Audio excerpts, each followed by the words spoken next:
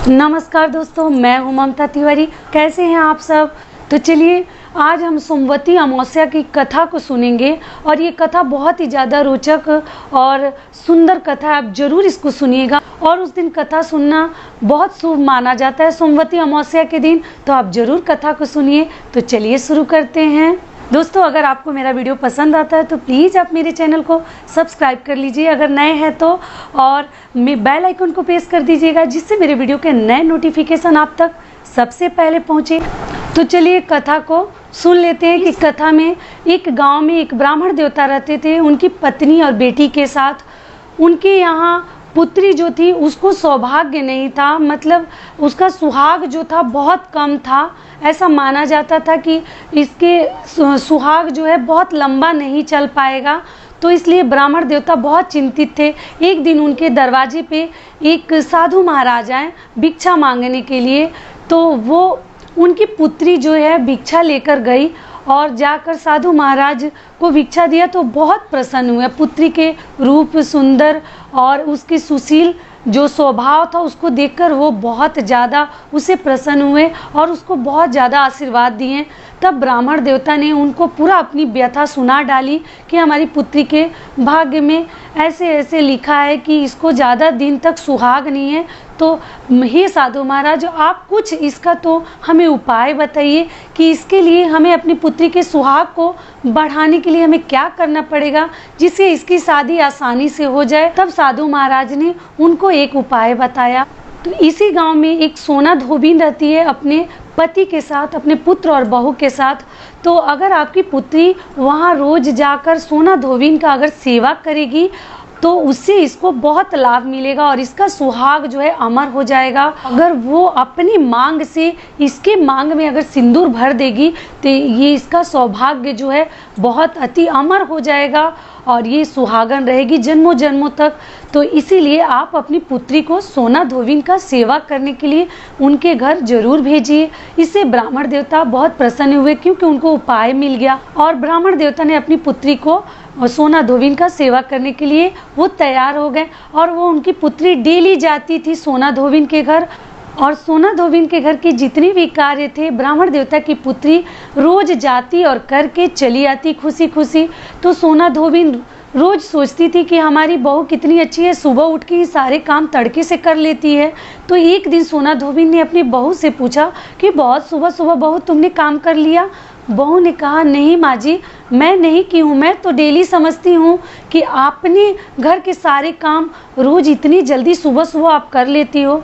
तो सासू ने कहा कि नहीं, मैं तो ये सब कार्य मैं नहीं करती, मैं तो रोज सोचती हूँ कि तुम सारे काम करती हो।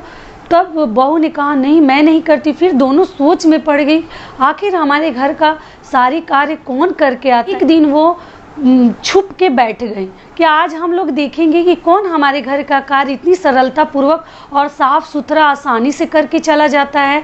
तब उन्होंने देखा कि ब्राह्मण देवता की पुत्री आई और उसने सारे कार्य बहुत ही लगन और परिश्रम के साथ सारे काम कर डाले। तब सोना धोबिन ने ब्राह्मण की पुत्री का पैर पकड़ लिया, पूछा, बेटी तुम ऐसा रोज क्यों करती हो? तब ब्राह्मण देवता की पुत्री ने सारे अपने दिल की व्यथा सोना धोबिन को सुना डाली।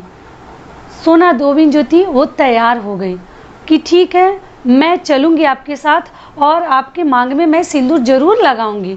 उस दिन सोमवारी अमावस्या था और वो निर्जला उपवास थी, उसने कुछ भी नहीं ग्रहण किया था और वो ब्राह्मण देवता की पुत्री के साथ उसके घर गई और वहाँ जाकर उसने अपनी मांग से सिंदूर निकालकर वो ब्राह्मण देवता की पुत्री के मांग में सिंदूर भर दिया, जिससे उसका सुहाग जो है अमर हो गया और उसकी शादी ब्राह्मण देवता ने बहुत अच्छे से धूमधाम से किया। सोना धोबिन को ये बात पता था कि अगर मैं अपना सिंदूर निकाल के ब्राह्मण देवता की पुत्री के मांग में जब मैं भर दूंगी तब तो मेरा सुहाग जो है ये नहीं रहेगा। तब वो अपनी बहू को समझा कर गई कि जब तक मैं ना आऊं तब तक आप लोग जिस रूम में मेरे पति हैं उस रूम को आप लोग खोलना नहीं। अपने पुत्र को भी उन्होंने ऐसे समझाकर और सोना धोबिन चली गई कि जब मैं आऊंगी तभी मैं दरवाज़ा खोलूंगी, कोई दरवाज़ा मत खोलना। और सोना धोबिन जब ब्राह्मण देवता के घर से वापस लौट रही थी तो ब्राह्मण देवता ने उनके लिए कुछ खाने पीने का सामान दिया था, पुआ वगैरह दिया था। तो सोना धोबिन पीपल के वृक्ष के पास गई और उस दिन सोमवारी अमावस्या था। बहुत सारी औरतें अपनी सुहाग की लंबी आयु के लिए परिक्रमा कर रही थी, भौंरी दे रही थी। तो सोना धोबिन के पास तो कुछ नहीं था, फिर भी उसने जो ब्राह्मण देवता ने खाने पीने की चीज़ें दी थी वो पुआ के साथ ही अपना भौंरी देना शुरू कर दिया। तो जितना पुआ था उसको उन्होंने भौंरी देते देते वो पुआ भी उनका ख़त्म हो गया। तब वो ईंट पत्थर जो ही मिला कैसे भी करके अपनी परिक्रमा को पूरा किया और पीपल वृक्ष को प्रणाम किया और वो वहाँ से अपने घर खुशी खुशी आई। तब उनके जो मृत पति थे वो भी जीवित हो गए। तो इसीलिए इस दिन का बहुत महत्व है। एक चीज़ कथाओं के अनुसार ये भी माना जाता है कि ये सब चीज़ एक सूअर जो थी वो दूर से खड़ी होकर देख रही थी। फिर उसने सोचा कि क्यों न मैं भी अपनी पति की दीर्घायु के लिए मैं भी इस परिक्रमा को 108 बार करूं। तो उसके पास तो कुछ नहीं था, तो वो क्या कि एक गड्ढा में थोड़ा सा पानी था, तो उसको कितना देखिए समझ था, वो उसमें अपने पूंछ को जाकर भिगो लेती, फिर एक भौंरी आकर दे देती, फिर दोबारा जाती, फिर भिगोती। ऐसे करके उस सूअर ने भी 108 बार पीपल वृक्ष का परिक्रमा किया था सोमवती अमावस्या के दिन अपने पति की दीर्घायु के लिए। तो इसीलिए इस दिन का बहुत महत्व है और ये कृष्ण पक्ष तिथि में मनाया जाता है। तो सभी सुहागिनी औरतों को ये जरूर करना चाहिए। अगर आप नहीं भी कर रहे हैं तो आप आगे से करिए। जैसे सोना धोबिन का कामना पूरा हुआ, ब्राह्मण की कन्या का कामना पूरा हुआ, उसी तरीके से भगवान करे कि हर सुहागिन औरतों का कामना पूरा हो, पति की उम्र लंबी हो, दीर्घायु हो।